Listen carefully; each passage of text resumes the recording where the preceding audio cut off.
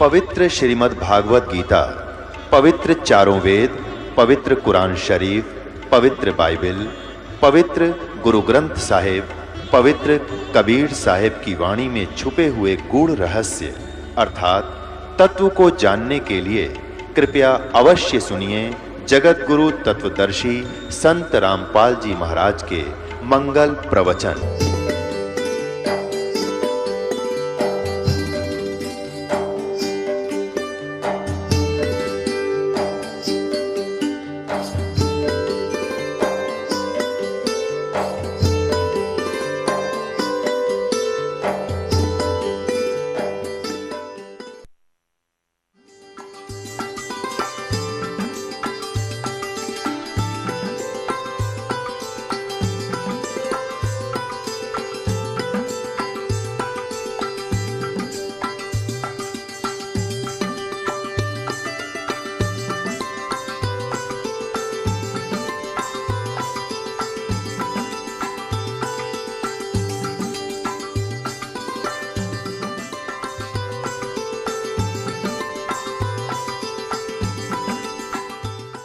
परमात्मा आए थे कबीर जी, उनके साथ कितना अत्याचार किया था और किसी को उन्होंने एक शब्द भी अप नहीं बोला, किसी को श्राप नहीं दिया, क्योंकि उसको पता था मेरे बच्चे हैं, किसको मारूं और किसको श्राप दूं।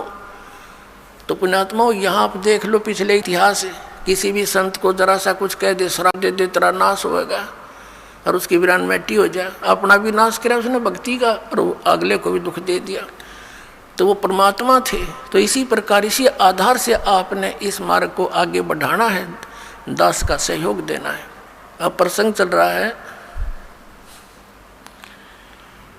कि जैसे कर्म करते हैं उसका भी फल मिलता है। और फिर कहते हैं गुरु बिन माला फेरते, गुरु बिन देते दान, गुरु बिन दोनों निष्फल हैं, चाहे पूछो वेद पुराण। फिर दोनों ये बात एक पालड़े में कैसे होंगी, दो तलवार एक म्यान में कैसे आएंगी।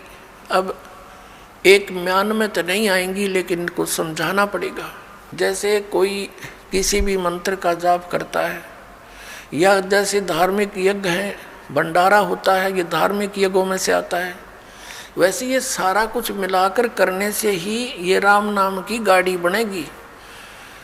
जैसे हम भी यहाँ 5 यज्ञ करवाते हैं, एक यज्ञ है धर्म की, दूसरी यज्ञ ध्यान, तीसरी यज्ञ हवन की, चौथी यज्ञ प्रणाम और 5वीं यज्ञ ज्ञान की। एक यज्ञ धर्म की, यहाँ भंडारा चलता है भगवान का, बच्चे दान करते हैं, भगवान उनको अधिक से अधिक देता है, क्योंकि दान दिए धन मिले, दान चाहे तो धन कर, धन चाहे तो दान कर। तो दान करते हैं बच्चे, भगवान उनको 1000 गुना देता है।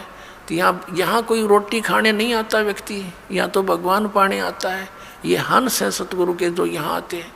और एक तो दूध वाली गाय ने ये बिनौले खवावे और एक बिना दूध वाली ने खवावे, तो अंडरस्टूड है उससे क्या लाभ होगा और क्या हानि होगी। कोई ना खवावे बिना दूध वाली ने बिनौले। तो ये जो भगत हैं ये तो दूध वाली भैंस गाय समझ लो, और बिना भक्त है वो वैसे। लेकिन खाना द्वार पे आपके कोई आ जा, रोटी अवश्य खिलावे, प्रार्थना 100 बार करे, भोजन पाओ, वो भी एक धर्म है। लेकिन वैसे ही गांव में इकट्ठे करके कोई खुशी होगी, तुम हमने खवा दो, मैं तुमने खवा दूँ, ये कोई धर्म हुआ? ये तो एक परंपरा घेर लिया हमने।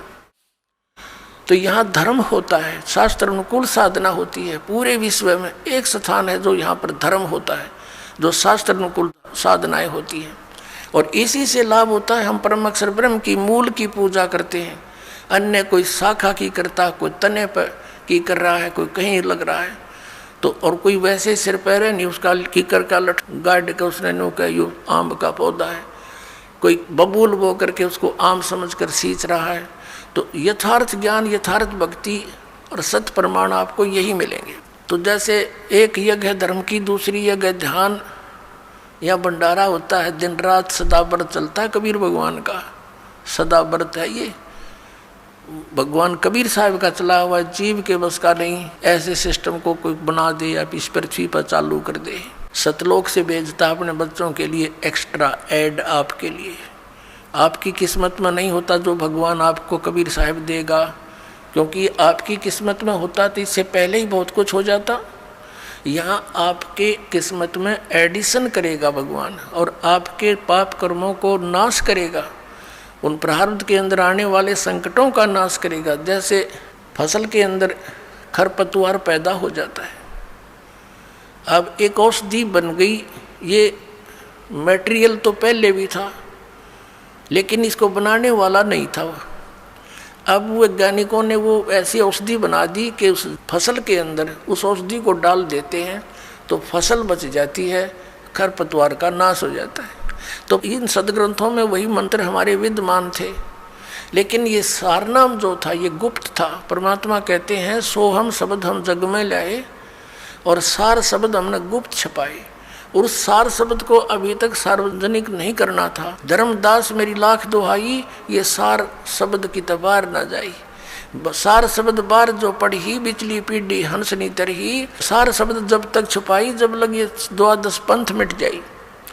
तो इस सार शब्द को सार्वजनिक करना था, डिक्लेयर करना था, तो ये समय अब तक छुपाना था। तो ये जो पाप नाशक औषधि ईब तैयार होगी जो खरपतवार का नाश करती है और फसल सुरक्षित रह जाती है। तो इस प्रकार यहाँ जो भंडारे होते हैं, ये भंडारा है, ये धर्म यज्ञ है। दूसरी यज्ञ ध्यान की, या ऐसा ज्ञान सुनाया जाता है, उस परम पिता का चिंतन यानी ध्यान होता है, मेडिटेशन होता है। मेडिटेशन ये हठ योग नहीं है, 2.5 घंटे बैठ सुबह 2.5 घंटे शाम। इससे पहले हजारों वर्ष डड़े डोके चले गए वो ऋषि जी, और ये राधा स्वामी धन सतगुरु वाले, और ये क्या कहे हम तो सीधे त्रिकुटी में ध्यान लगाओ है। एक भगत कह रहा था, बोला वो ऋषि कुंड से एडी में ध्यान लगाया करते जो 18 वर्ष धक्के खा गए, वह भी त्रिकुटी में लाया करते। तुमने ना सोचो थारी परम धनी लाई त्रिकुटी ने ढूंढ गए, या तो इन्हें गा के घेर रखिए त्रिकुटी, इस आगे किससे ना पता, और उन त्रिकुटी का भी ना पता कहाँ पर है। तो ये ध्यान जो है ये क्या है, एक टेंशन टाइप होना चाहिए हमारा, टेंशन जिसका हो जाती है। जैसे किसी को किसी भी कारण से टेंशन होगी तो उसकी रह कर माइंड की सुई वहीं जाएगी, बात भी कर रहा है, थोड़ी देर के बाद फिर वहीं किसी से बतलाता है, 2 मिनट के बाद फिर वहीं ध्यान पहुंच जाता है। तो ये है हमारा मेडिटेशन, ये है सहज समाधि। जो पति भरता पति से राती आन पुरुष नहीं भावे, बसे पीहर में सुरत प्रीतम में ऐसे ध्यान लगावे। जैसे बेटी अपने घर आ जाती है, वो रहती अपने पिता के घर पर है लेकिन उसका ध्यान पति में रहता है, वहाँ के कार्यक्रम में रहता है, वो बातें भी करती है, काम भी करती है, लेकिन अंदर से उसका ध्यान वहाँ से, वो है मेडिटेशन। हमारा मेडिटेशन ये है, क्योंकि हम परमात्मा के यहाँ गुणों से ज्ञान यज्ञ से ऐसा प्रेरित कर देंगे कि आपका ध्यान उस सचखंड के अंदर रहने लग जाएगा। ये तो गंदा लोग कल मर जा, पता यहाँ कौन है, आगे पता नहीं कहाँ डालेगा ये, तो एकदम आपका यहाँ से सिमट कर उल्टा हट कर जब तक यहाँ रहोगे, जैसे लड़की अपने पिता के घर पे रहती है, सारा काम करती है, लेकिन उसकी अंतिम इच्छा होती है पति आवर चलो अपना काम संभालूंगी, वहाँ से ऐसे बहुत सा कार्य है। तो ये हमारा मेडिटेशन ये है, ये सहज समाधि कहलाती है। और फिर क्या बताया, जैसे आप कई दिन पहले यहाँ आने के लिए, क्योंकि घर में 2 सदस्य नाम ले रहे हैं, 4 नहीं ले रखा, तो वो रोज़ वो ये भी कहते हैं 3रे दिन चले जाते हो, तुमने तो पता नहीं क्या पा गया। तो वो भी चिंता बन जाती है कि ये हम चालन की कहेंगे, ये तोड़ी घेरेंगे। तो उसके लिए भी आपको सेटिंग करते हो, पहले से कोई अच्छी तरह घना काम करते हो, 100 काम सेट करते हो, कहीं ये ट्या ना करें, तो वो भी जानना है भगवान का यहाँ आने के लिए। तो इस प्रकार दूसरी यज्ञ ध्यान और तीसरी यज्ञ हवन की। यहाँ पर जोत जलाई जाती है उस देसी घी की, गाय और भैंस के घी की। अब वेदों के अंदर कहीं भी यो बटबाड़ के हवन करने का निर्देश नहीं है, ज्योति यज्ञ बोला है, ज्योति यज्ञ। एक ज्योति से यज्ञ होता है, हवन होता है, ज्योति हवन। ज्योति यज्ञ हवन कहलाता है। एक जोत लगाई जाती है रुई की, पतली सी जोत में, उसमें घी डालते रहो। 100 ग्राम 200 ग्राम रुई में आप चाहे 100 क्विंटल घी को हवन कर दो, और 100 क्विंटल घी को हवन करने के लिए लकड़ी तक कम से कम भी 10 क्विंटल फूकनी पड़ेंगी।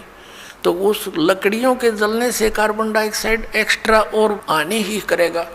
और 100 ग्राम 200 ग्राम रुई में 100 क्विंटल घी को हवन कर दो, उसमें डालते रहोगी।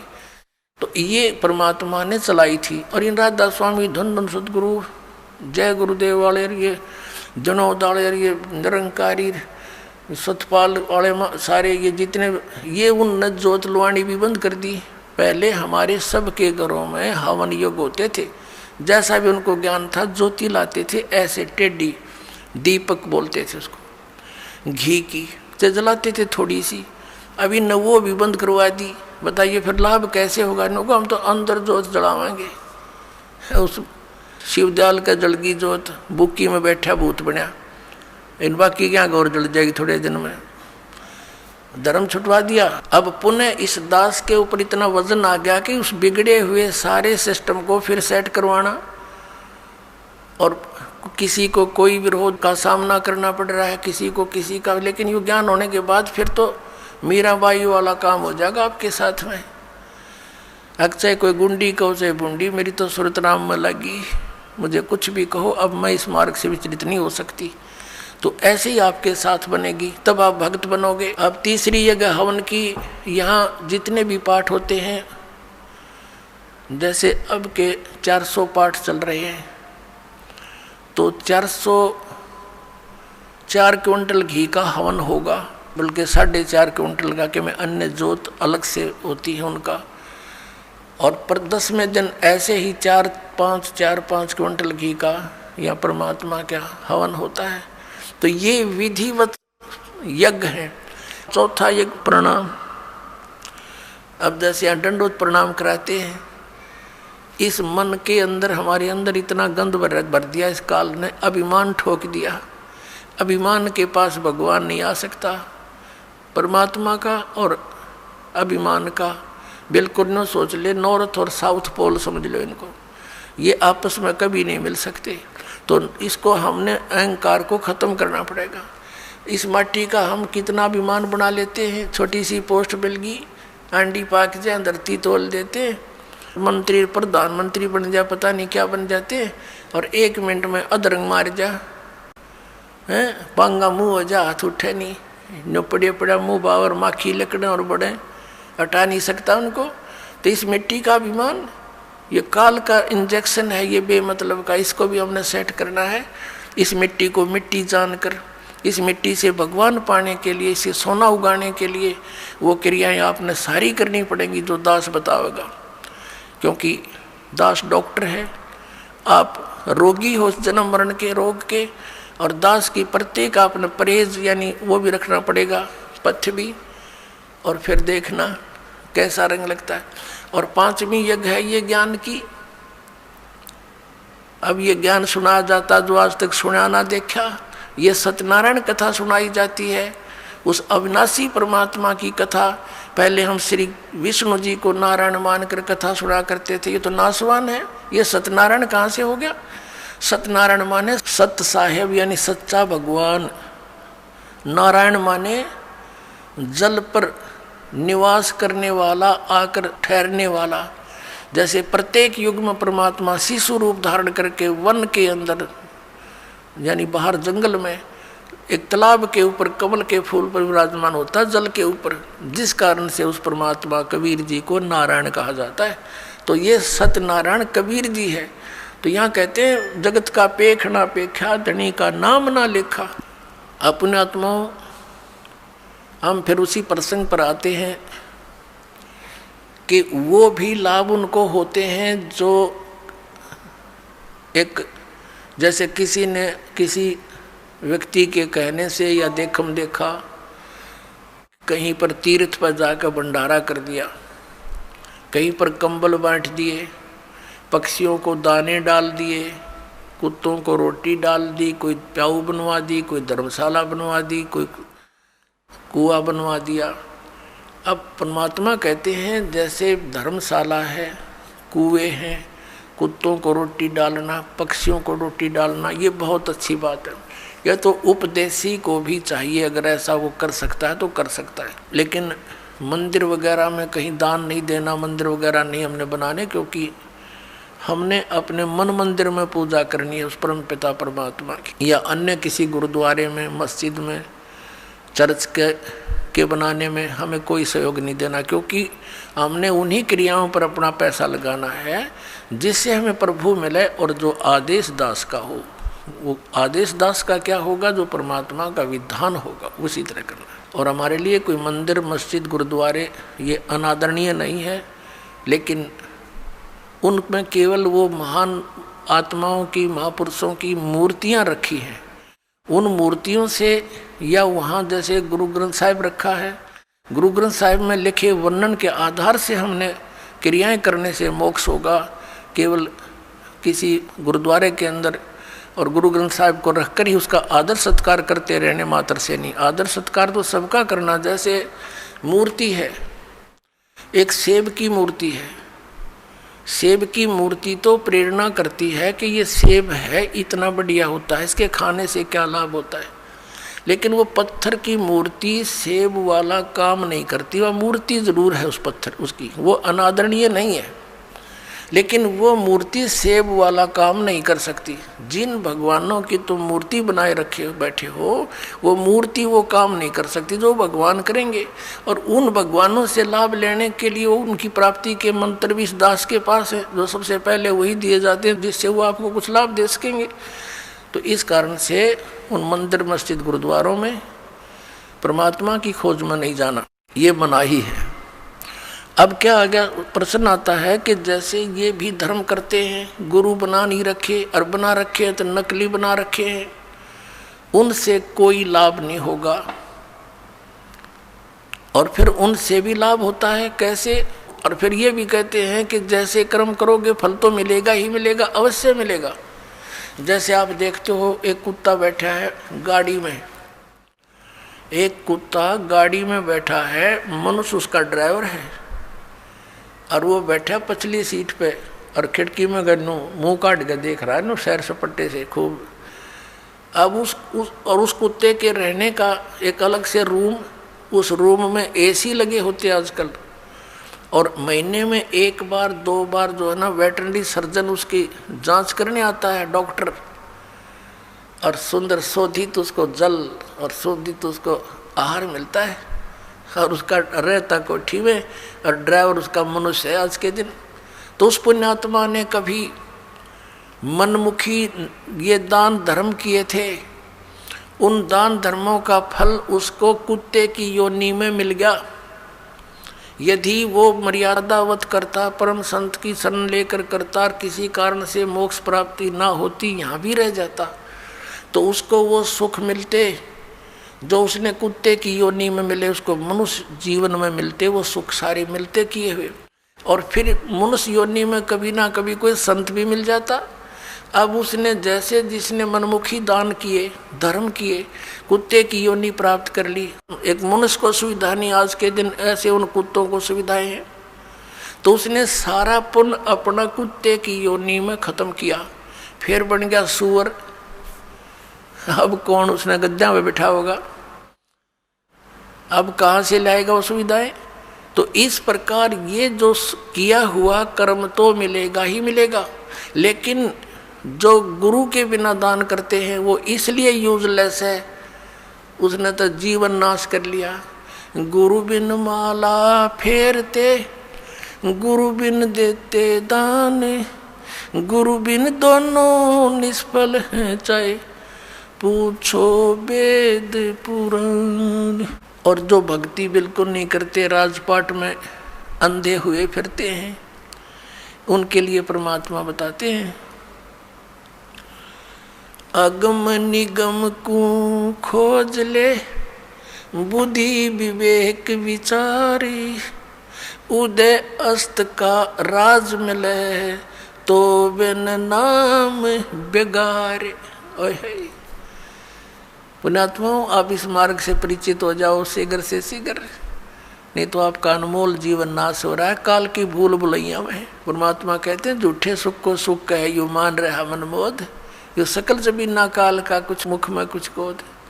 एक व्यक्ति का पोता होया, पुत्र प्राप्ति हुई, उसकी खुशी मनाई, 10-12 गाँवों को खूब भोजन कराया और शराब स्वरूप पिलाई, ठाठ किए, खुशी मनाई हैं। और अगले वर्ष जन्मदिन मनाने से पहले ही मर गया वो पोत्र।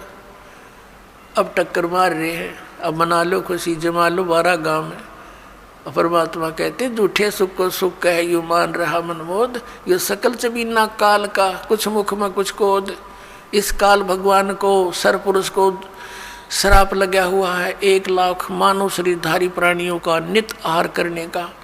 ये जिस कारण से अपने तीनों पुत्रों रजगुण ब्रह्मा, सतगुण विष्णु, तम गुण शिव जी से ये सती थी, ये अपनी फसल ये बवा रखी है, इसने संभाल रखी है, सारी व्यवस्था इनके हवाले कर रखी है, इन्हीं से करवा रहा है। ब्रह्मा जी के रजोगुण से हम यहाँ पर संतान उत्पत्ति करते हैं। जैसे मिर्च का छौंक लगा, जीव के बस का नहीं, वो छींक ना आवे, तो ऐसा प्रेशर है यहाँ सभी प्राणियों पर संतान उत्पत्ति करने का, फिर यहाँ के राजपाट और सब ठाठ करने का, व्यवस्था करने का, उस गुण के कारण दबाव है। फिर सती थी मोह ममता, ये विष्णु जी के अंदर से निकल रहे सतोगुण के प्रभाव से। फिर ये संहार करने वाला तो ये शंकर भगवान है ही। तमोगुण के कारण हम आपस में लठ बजा दे, एक दूसरे ने मार डालने, कत्लेआम कर देते हैं, राजा लोग एक दूसरे पर लड़ाई कर नाश कर डालते हैं। तो ये सारा बूचड़ खाना इस काल ने बनवा रखा है यहाँ पे अपने स्वार्थ के लिए।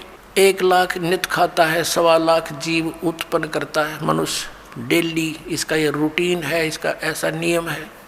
तो इससे हम बच सकते हैं कबीर परमेश्वर की शरण में आने के बाद। फिर इसकी फर्द से हम बाहर हो जाते हैं, इसकी रेंज से बाहर हो जाते हैं। फिर ये उन भक्तों के निकट नहीं आ सकता जो कबीर परमेश्वर की शरण में इस दास के माध्यम से आ जाते हैं और मर्यादा में रहते हैं। कहते हैं जब लग हंसा हमारी आना, काल लगे नहीं तेरा बाणा। जब लग हंस मेरी मर्यादा में रहेगा काल, तेरा कोई अटैक मेरे बच्चों पर नहीं हो सकता। मर्यादा तोड़ देते हैं हम, जिस कारण से दुख पाते हैं।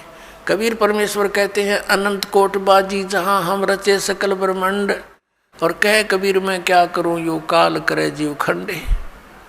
परमात्मा कबीर जी कहते हैं कि मैंने अनंत करोड़ ब्रह्मांडों की रचना कर रखी है, ऐसे समर्थ हैं हम, और मैं क्या करूं, ये काल मेरे बच्चों को मुझसे खंड कर लेता है, इनका नाम तुड़वा देता है, फिर इन पर अटैक कर देता है, जिस कारण से ये मार खा जाते हैं। परमात्मा कहते हैं जैसे माता गर्भ को राखे यतन बना, और ठेस लगे तो छन हुए तेरी ऐसे भक्ति जा। इस नाम को लेने के बाद ये समझ लेना आपकी आत्मा में भक्ति स्टार्ट होगी, अब बीज पड़ गया। जैसे माता गर्भ को, जैसे किसी बहन को गर्भ रहा हो तो फिर वो रात्रि में या दिन में कितनी सचेत रहती है। रात को करवट लेते समय भी ये सोचती है भगवान कहीं मेरे बच्चे कर दाब ना पड़ जा, दबाव ना आ जा। तो सुबह भी चलती फिरती है, काम करती है, कहीं ऊंचे नीचे पर पैर ना रखा जा, मेरा बच्चा खराब हो जा। तो कहते हैं जैसे माता गर्भ को रखे यतन बना, और ठेस लगे, झटका लग जावे तो क्षीण हो जावे, ऐसे भक्ति जा। तो मर्यादा के अंदर रहना आपका अति अनिवार्य है। मर्यादा कितनी कंपलसरी है और क्यों बताई है भगवान ने। जैसे हम कथा सुनते आए हैं कि एक बार लक्ष्मण ने सीता जी के कुटिया के चारों ओर रेखा खींच दी थी और कहा था कि हम जा रहे हैं मृग को खोजने के लिए, आप इससे बाहर मत आना, इसके अंदर कोई नहीं आ सकेगा। उसी समय रावण का उद्देश्य था उसको उठाने के लिए, सब उसने ये षड्यंत्र रचा था। रावण जब आया साधु रूप बनाकर भिक्षा लेने के लिए, तो उस रेखा के निकट आते ही रावण को एकदम इतनी लपट लगी अग्नि की, 10 कदम दूर जाके खड़ा हो गया बहुत स्पीड से, और सीता से कहा कि माई साधु संतों को साथ ऐसा नहीं करना चाहिए, और भिक्षा देनी है तो बाहर आकर दे दीजिए, नहीं तो तुझे ये हो जाएगा वो हो जाएगा। उसने सोची कि साधु संत है, क्या फर्क पड़ता है, भिक्षा ले अभी देकर वापस आ जाती हूँ। उसने रेखा उल्लंघ कर रावण के भिक्षा देनी चाहिए थी, तो वहीं से बाजू पकड़ ली, उठा ले गया और पटक दी वहाँ लंका के अंदर 9 लखा बाग में। अब उसको तो जरा सी लगी क्या फर्क पड़े है, वो बोली पूछते जो न्यू कह के इस तो बाहर मत जाइए, ना तेरी बिरान माटी हो जाएगी, गिल्ला मारी करावेगी। और वो ये कर दिया, वही काम करके धर दिया। करोड़ों आदमी मारे गए उस सीता को छुटवाने के लिए। जरा सी बात और उसके अंदर पड़ी रहती तो उसको क्या बिजली गिरती, धक्के खा के चला जाता रावण। तो पुण्यात्मा रावण समझो काल है, और मर्यादा ये लक्ष्मण रेखा समझ लो, जो नियम बताए गए आपको, फिर ये निकट नहीं आ सकता। काल डरे करतार से, जय जय जय जगदीश, ये जोरा जोड़ी झाड़ता, पगरज डारे शीशे। परमात्मा कहते हैं कि काल जो पीसे पीसना, जोरा है पनिहार, ये दो असल मजदूर हैं मेरे सतगुरु के दरबार। कि जब तक आप परमात्मा की मर्यादा में रहोगे, या मौत निकट नहीं आ सकती आपके, ना आपके बच्चों के जो मर्यादा में भक्ति कर रहे हैं। और कहते हैं यू काल डरे करतार से। करतार कौन? कबीर सिरजनहार है, अनंत कोट ब्रह्मांड का एक रति निभार। और सतगुरु पुरुष कबीर हैं ये कुल के सिरजनहार। यू काल डरे करतार ते, और जय जय जय जगदीश। और ये जोरा ये मौत कहते हैं जोड़ी झाड़ता, परमात्मा के जूते झाड़ता है, झाड़ती है मृत्यु। और उस धूल को अपने माथे से लगाती है और कहती है आपके आज्ञा बिना मैं किसी को कुछ नहीं कर सकती। और परमात्मा कहते हैं काल जो पीसे पीसना, ये इसका नौकर समझो परमात्मा का, यहाँ का 21 ब्रह्मांड का स्वामी ब्रह्म। और जोरा है पनिहार, या मौत इसका पानी भरती है परमात्मा कबीर जी का। तो ऐसे समर्थ शक्ति की आपको शरण प्राप्त हुई है, लेकिन अपनी नालायकी और गलती से हम भगवान को त्याग कर काल के पाले में पहुंच जाते हैं, काल के अखाड़े में। तो वहाँ तो बकला उतरेगा, फिर वहाँ क्या मिलना था। अब प्रसंग तो चल रहा है कि जब तक हम परमात्मा की शरण में रहेंगे, इस काल का अटैक आप पर नहीं हो सकता। अब प्रसंग था कि अगम निगम को खोज ले बुद्धि विवेक विचार, उदय अस्त का राज मिले तो बिन नाम बिगाड़। अब बिगाड़ क्या होगी पुण्यात्माओं? जैसे हम पहले छोटे से थे, हमारे गांव से और एक दूसरे गांव तक शहर जाने के लिए एक 3 व्हीलर चला करते, ये पेट्रोल के चले थे बड़े वाले। तो वो एक दिन 3 व्हीलर आया नहीं, उनमें से 2-3 चलते थे। तो आपस में बातें कर रहे थे, कल क्या हो गया, तू आया क्यों नहीं? उसने कहा कल मैं बेगार में फंस गया था। बेगार क्या होती थी? पहले ये पुलिस वाले, इनके थानों में कोई व्हीकल तो होते नहीं कहते, इनके पास ये जीप जाप, ये किसी भी व्हीकल वाले को पकड़ ले जाते थे और सारा दिन इधर उधर कहीं रेड लगाते थे। वो सारा खर्चा उस व्हीकल वाले को वहन करना पड़ता था, उस तेल का भी, और मिलना कुछ था ही नहीं, फ्री ऑफ कॉस्ट ले जाते थे। तो क्या होता है कि वो बता रहा था कि आज 200 रुपये का तो पेट्रोल लग गया, एक आने की कमाई हुई नहीं, और सारा दिन पंजा टिक्या नहीं, वहाँ चलो वहाँ चलो। सुबह पकड़ा था, रात के 12 बजे छोड़ा हूँ।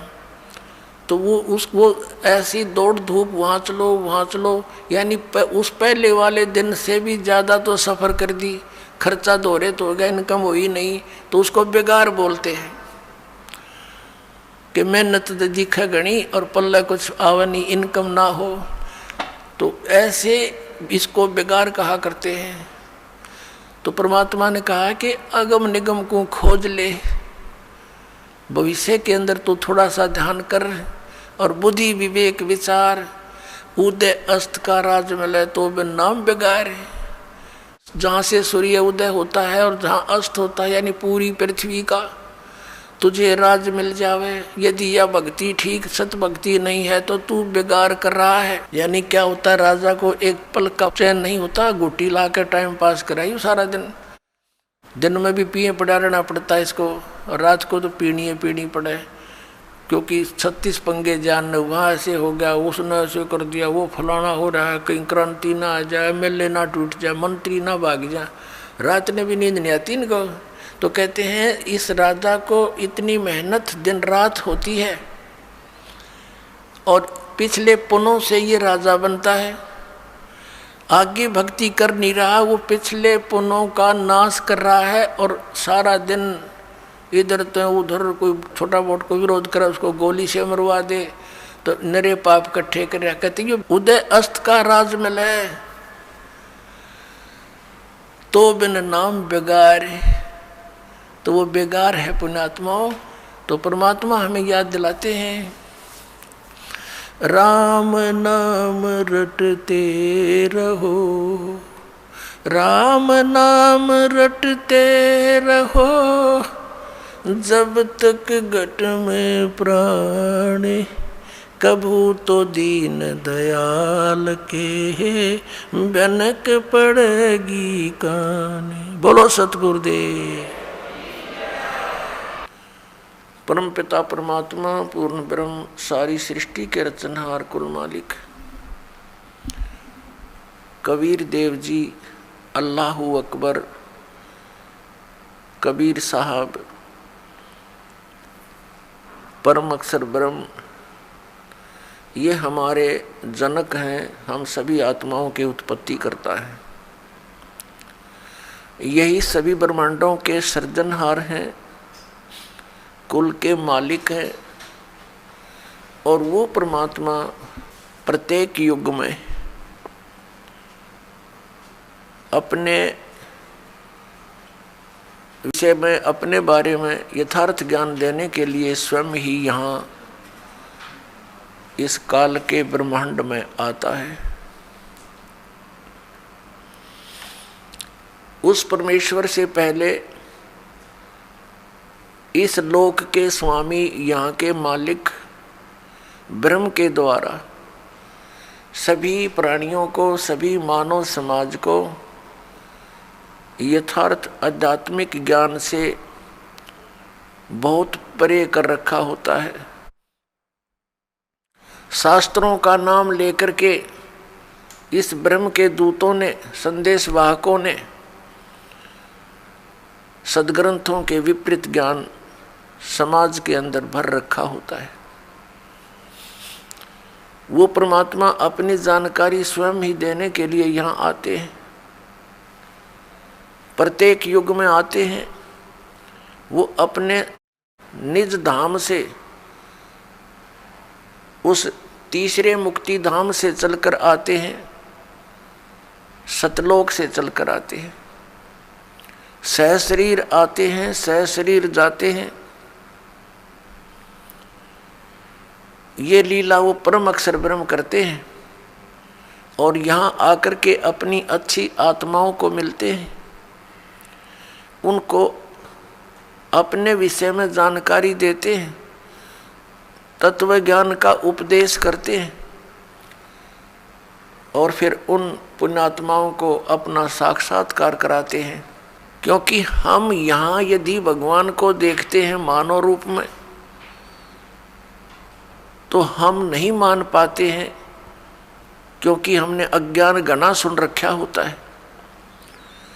उस परमात्मा ने क्या तरीका अपनाया अपनी जानकारी देने के लिए?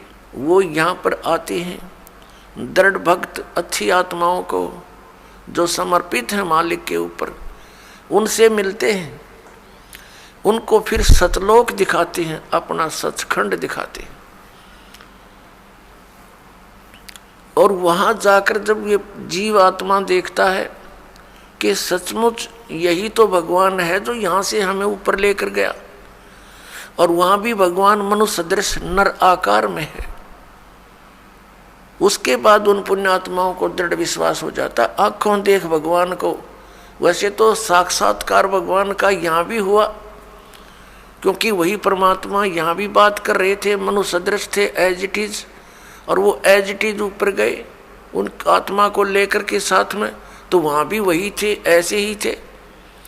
तो वहाँ देखने के बाद फिर उनको विश्वास होता है कि ये यही है भगवान जो हमें पृथ्वी लोक पर भी मिले थे।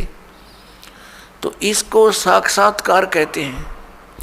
साक्षात्कार तो वो भी था जो स्वयं आकर परमात्मा मिले, बातें की, समझाने की चेष्टा की, लेकिन उससे हमें विश्वास नहीं हुआ, इसलिए ऊपर देखा जो भगवान को, उसी परमात्मा को, अनंत कोट ब्रह्मांड के कंट्रोलर के सिंहासन पर, तो उन पुण्यात्माओं को विश्वास हुआ कि ये है वो भगवान। अपनी इस लीला को करते हुए परमात्मा प्रत्येक युग में आते हैं, लेकिन इन काल से भ्रमित ये भोली आत्मा गुरु पद पर प्राप्त होकर विराजमान होकर के गुरु पद पर ये अभिमान के मारे उस यथार्थ ज्ञान को जानकर भी स्वीकार नहीं करते, क्योंकि परमात्मा ने बताया काल ने ऐसा जकड़ दिया प्राणी को, इसके अंदर इतना अभिमान भर दिया कि राज तजना सहज है और सहज त्रिया का ने मान बढ़ाई ईर्षा दुर्लभ तजना ये। अरे इनके तजे बिना भगवान नहीं मिल सकता। वे परमात्मा चारों युगों में आते हैं, अच्छी आत्माओं को मिलते हैं, उनको अपने से परिचित कराते हैं, फिर वो पुण्यात्मा परमात्मा की महिमा आगे जनसाधारण को सुनाते हैं। कुछ विश्वास करते हैं, कुछ नहीं करते हैं। जो विश्वास करते हैं उनका मोक्ष हो जाता है, जो विश्वास नहीं करते हैं वो काल के जाल में फंसे रह जाते हैं। इसी लीलावश परमात्मा सतयुग में आए, सत सुकृत नाम धराया, त्रेता में आए ऋषि मुनिंदर कहाया, और द्वापर के अंदर करुणा में नाम से प्रसिद्ध हुए प्रभु, और कलयुग नाम कबीर कहाया। काशी के अंदर भारतवर्ष की पावन भूमि में वो परमात्मा सन 1398 में सतलोक से आकर प्रकट हुए। काशी शहर से बाहर बने एक सरोवर जिसको लहर तारा तालाब नाम से जाना जाता है, उसमें विकसित कमल के फूल पर आकर के विराजमान हुए, एक शिशु रूप धारण करके, और वहां से एक नीरू नीमा नाम के जुलाहा दंपति उनको उठा ले गए। पति पत्नी थे, उनको संतान नहीं थी। परमात्मा की वहाँ लीला में प्रवेश में उन्होंने बहुत योगदान दिया। अपने आत्माओं परमात्मा कबीर देव जी, कबीर साहब 25 दिन के हो गए थे लीला में, शरीर में शिशु रूप में। उन्होंने कुछ भी आहार नहीं किया। माता पिता चिंतित हुए, मुंह बोले माता पिता, उनके जन्म के माता पिता नहीं, क्योंकि वो तो सबके सर्जनहार हैं। उनको बड़ी चिंता हुई, और नीमा ने तो यहाँ तक कह दिया, भगवान यदि ये बालक मर गया तो साथ में मरूंगी। उसको पता नहीं था कि ये मरने वाला बालक नहीं है। नीरू नीमा वैसे पूर्व जन्म में भी ब्राह्मण ब्राह्मणी थे, परमात्मा इनको उस समय भी मिले थे, इन्होंने उनकी बात को नहीं माना था। ये अलग कहानी है, फिर कभी सुनाएंगे समय आने पर। तो इस जन्म में भी ये नीरू नीमा पहले ब्राह्मण ब्राह्मणी थे, और भगवान शिव के बहुत अच्छे श्रद्धालु थे, उसके पुजारी थे। निस्वार्थ भाव से कथा सुनाया करते शिव पुराण की, और जो भी पूजा आ जाती थी उसी से अपना निर्वाह करते थे, और अधिक जो पैसा होता था अपने खर्चे से अतिरिक्त उसको धर्म में लगा दिया करते थे, संग्रह नहीं करते थे। काशी के अंदर इनकी बहुत ज़्यादा महिमा हो गई। अन्य जो पेट भर ब्राह्मण थे उनको ईर्षा हो गई कि सभी लोग उनकी प्रशंसा करते हैं, उनके पास बहुत जाते हैं कथा सुनने के लिए, वो उनसे ईर्षा किया करते थे। इस बात का ज्ञान मुसलमानों को हो गया, काजी और मुल्लाओं को। तो उन्होंने देखा कि ये इनका गौरी शंकर नाम था नीरू का, और सरस्वती नाम था नीमा का। मुसलमानों ने देखा कि ये बहुत ज़्यादा हिंदू धर्म का प्रचार कर रहा है, लोगों में इसकी बहुत आस्था है, बहुत ज़्यादा प्रचार करता है। और उन्होंने ये भी देखा कि हिंदू धर्म के गुरु लोग इसके विपरीत हैं, उनकी तरफ से भी उनको संकेत मिल गया था कि इसका कर दो काम। इस आधार से उन्होंने गौरी शंकर और सरस्वती को मुसलमान बना दिया, उनके घर में अपना जल छिड़क दिया, उनके मुंह में अपना झूठा जल डाल दिया, जबरदस्ती बलपूर्वक मुसलमान बना दिया। हिंदू धर्म के गुरुवर जो वहाँ के वो पेट भर ब्राह्मण थे, वो पहले ही सतर्क थे इस बात से कि वो करेंगे इस काम को। उन्होंने मुनादी करवा दी कि गौरी शंकर मुसलमान बन गया है, उसने धर्म परिवर्तन कर लिया है, उसका गंगा में स्नान करना बंद, उसका सब भाईचारा खत्म, उसके पास कोई ना जाइयो हिंदू धर्म के व्यक्ति उसे संपर्क मत रखना। इनके आदेश का पालन सभी जनता करती थी। अब उन्होंने मुसलमानों ने उनका नाम बदल दिया, गौरी शंकर का नाम रख दिया नूर अली, और सरस्वती का नाम रख दिया नियामत। फिर शॉर्टकट में उनको नीरू और नीमा कहने लगे। अब वो मुसलमान भले ही बन गए थे, लेकिन भगवान शिव की आस्था उनके हृदय से हटी नहीं थी। जब परमात्मा 25 दिन के हो गए, कुछ आहार किया नहीं, तो अंडरस्टूड होता है कि बच्चा 2 दिन ना खाओ तो आँख निकल जा। भले ही परमात्मा स्वस्थ थे, लेकिन निमा को चिंता करनी होगी और रो रो कर अपने भगवान शिव को याद करती है कि हे भगवान, या तो ये पुत्र देना नहीं था और दे दिया तो भगवान लेना नहीं चाहिए, यदि ये मर गया तो आपकी बेटी साथ मरेगी। हृदय से बोल रही थी। तब परमात्मा कबीर देव ने, जो शिशु रूप में विराजमान थे, प्रेरणा करी भगवान शिव के अंदर। भगवान शिव आए शिवलोक से, अपने धाम से चलकर आए एक साधु रूप बना के, और कहा माई क्यों रो रही है। माई ने कहा भगवान, हे महात्मा जी, मेरे दुख से आप भी दूर रहो, मैं बहुत अभागन हूँ, आपको भी ठेस लगेगी मेरी दुख भरी कहानी सुनकर।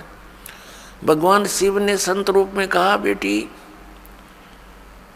कहते हैं अपने दुख को किसी के सामने बोल दे तो हल्का हो जाता है और हो सकता है कोई समाधान भी निकल आवे। बताइए आपका क्या दुख है। नीमा ने अपनी सारी कहानी बताई कि मेरे कोई संतान नहीं थी। एक दिन अपने भगवान शिव से मैंने अर्ज करी थी, उसी दिन मेरी सुन ली थी। कमल के फूल पर लहरतारा नामक तालाब पर एक शिशु प्राप्त हुआ। अब ये बच्चा कुछ खा नहीं रहा है और ये कुछ पी नहीं रहा है। अब ये मृत्यु के कगार पर है। ये लड़का मर गया तो साथ में मरूंगी महात्मा जी, अब जिया नहीं जा सकता। तब भगवान शिव ने कहा कि दिखा तेरा पुत्र कहाँ है। नीमा ने सोचा साधु संत बड़ी प्रबल शक्ति वाले होते हैं, कुछ तो ये कर ही सकते हैं। लड़के को लाई उठाकर और भगवान शिव जो साधु रूप में खड़े थे उनके चरणों में डालना चाहा। परमात्मा वहाँ से आकाश में उड़ गए। 25 दिन के शिशु रूपधारी भगवान कबीर साहेब, परम अक्षर ब्रह्म, और भगवान शिव के मुंह के पैरेलल, सिर के पैरेलल आकाश में स्थिर हो गए। तब भगवान शिव ने ऐसे हाथ किया, उनकी बाहों में आ गए। तो ये सब लीला, वो नीमा ये सोच रही थी कि इस महात्मा में ये करामात है कि मेरे बच्चे को आकाश में उड़ा दिया। अब जो समर्थ होते हैं उनको अपनी महिमा की चिंता ना होती, महिमा कराने की आवश्यकता नहीं होती। बड़े बड़ाई कर्या नहीं करते। तो फिर क्या हुआ, भगवान परमात्मा ने शिव जी से कहा कि शिव, इनसे कहो एक कुंवारी गाय लावें और उसके ऊपर आप अपना आशीर्वाद देना, वो दूध दिया करेगी। अरे कुमार के घर से एक छोटा सा मटका मंगा लो, घड़ा। ऐसा ही किया गया। नीरू जो नीमा का पति था, वो एक कुंवारी गाय ले आया और भगवान शिव ने उसके कमर पर आशीर्वाद भरा हाथ रख दिया। लंबे लंबे सतन हो गए और नीचे वो पात्र रख दिया साफ करके। नीरू ने पकड़ लिया जो हाथ में सतन के नीचे, अपने आप दूध चल पड़ा। पात्र भरने के बाद अपने आप सतनों से दूध रुक गया। अब उस दूध को परमात्मा ने पिया। पुण्यात्माओं, आज हम भगवान को पहचान सकते हैं और ये जो लीलाएं परमात्मा ने की ये प्रत्येक युग में की हैं, केवल कलयुग में नहीं। और ये भी ना सोचना कि दास ने आज ही आपको बताई है। और ये ही प्रमाण वेदों में लिखा है कि वेद जो है ये भगवान का विधान है, परमात्मा की महिमा का गुणगान है। और जो परमात्मा जैसी लीला करता है वो वेदों में वर्णित है। आज से 600 वर्ष पहले ये लीला परमात्मा ने कलयुग में की, सतयुग त्रेता द्वापर में भी ऐसे ही की थी। वो हमारे उस परमात्मा के इतिहास में नहीं मिल रही, लेकिन अब ये इतिहास हमारे सामने है परमात्मा की लीलाओं का। तो उसमें स्पष्ट लिखा है कि ऐसे ही कबीर सागर के अंदर जो परमात्मा की महिमा का गुणगान है, उसमें लिखा है 600 वर्ष पहले यही जो लीला की थी वो एज इट इज लिपिबद्ध की गई। और फिर हमारे वेदों में वही मिला कि भगवान ऐसा करता है, ऐसी लीला करता है। तो अब भगवान पहचानने में हमें बहुत सुविधा हो जाएगी और हम भगवान को पहचान लेंगे। और जब तक हमें ये विश्वास नहीं होगा हु इज गॉड, तो हम भक्ति कर नहीं सकते कि कौन है भगवान। अब किसी ने 4 ईंट लगा रखी है ऐसे करके, दिस इज गॉड, उड़ा माथा टेक लिया हमने। किसी ने बता दिया वहाँ सरोवर में नहाने से भगवान मिलेगा, वहाँ भी दौड़े गए। किसी ने बताया कि पहाड़ के ऊपर मंदिर है, वहाँ मत्था टेको जाते सुख हो जाएंगे। क्यों सुख देगा भगवान, भगवान बिना सुख हो नहीं सकता। तो हम सभी जगह घूमते रहे। किसी ने बताया हनुमान इज गॉड, हमने हनुमान की पूजा शुरू कर दी, क्योंकि जो सुख देता है हम सुख के लिए भगवान की खोज कर रहे हैं। किसी ने बताया कृष्ण जी भगवान, हमने उन्हीं प्रमाणों से। तो आपको थोड़ा सा प्रमाण दिखाते हैं। पहले तो दिखाते हैं कबीर सागर में 600 वर्ष पहले यही लिखा है, और फिर उसके बाद परमेश्वर कबीर देव जी वो आगे बताएंगे। ये देखिएगा कबीर सागर, खेमरा श्री कृष्ण दास प्रकाशन मुंबई। ये है कबीर पंथी भारत पथिक स्वामी युगलानंद बिहारी द्वारा पुरस्कृत। मुद्रक एवं प्रकाशक हैं खेमरा श्री कृष्णदास, अध्यक्ष श्री वेंकटेश्वर प्रेस, खेमरा श्री कृष्णदास मार्ग मुंबई। जब बच्चे ने कुछ भी आहार नहीं किया तो पहले नीरू रामानंद जी के पास गए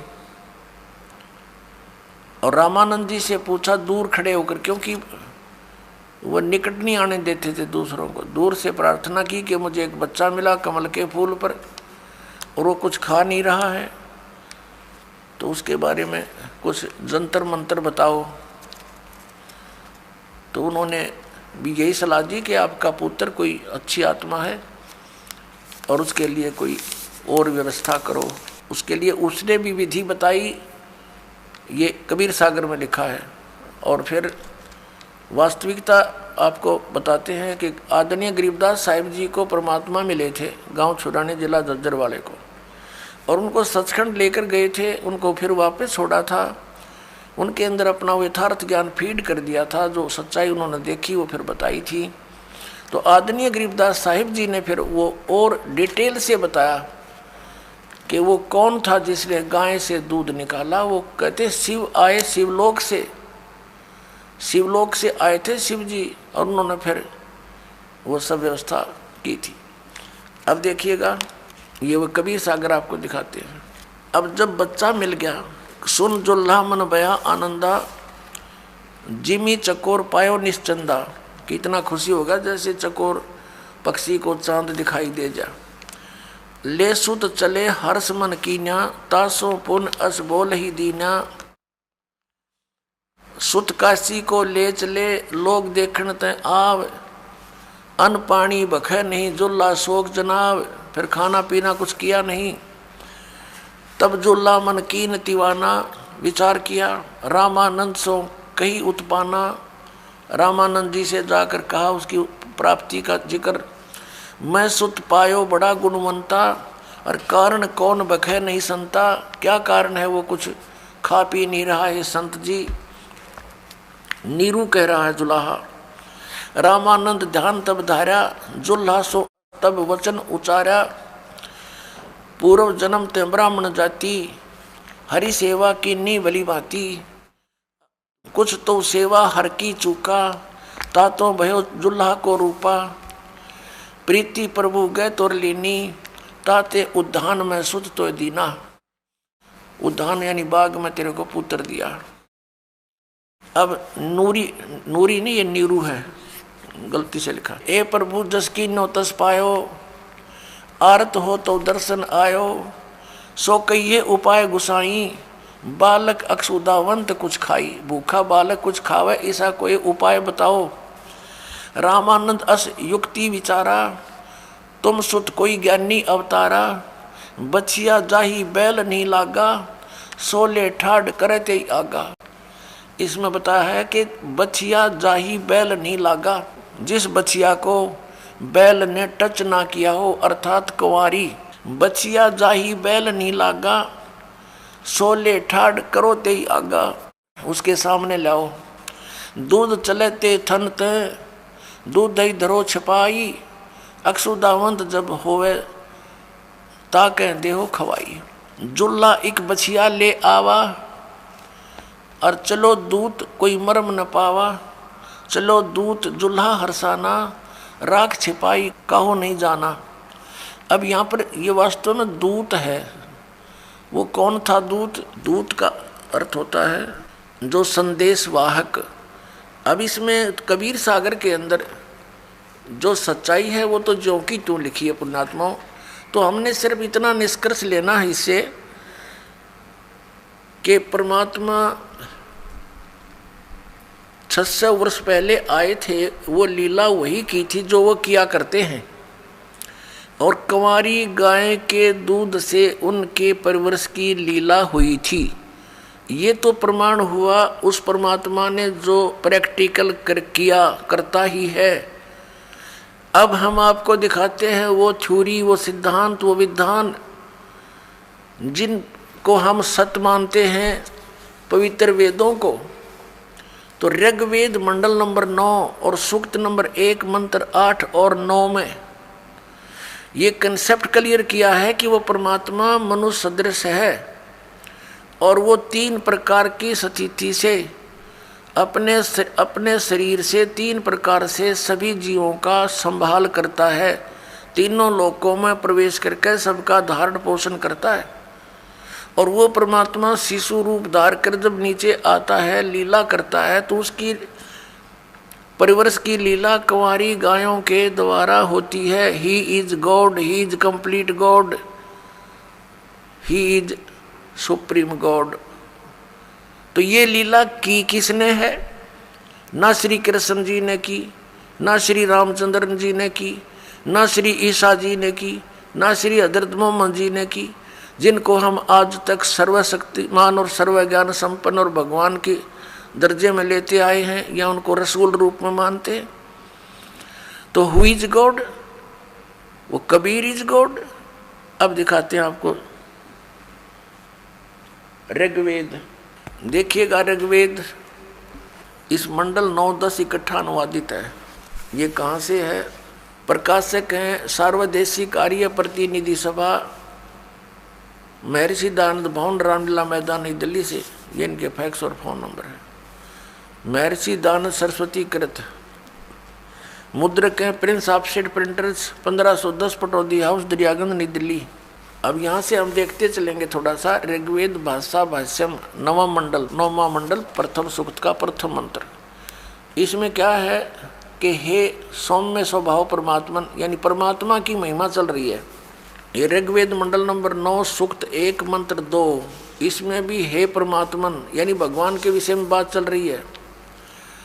और नंबर 3 में हे परमात्मन, नंबर 4 में भी हे परमात्मन आप, और मंत्र नंबर 5 में भी हे परमात्मन, और ऋग्वेद मंडल नंबर 9 सूक्त 1 मंत्र 6 में भी हे परमात्मन।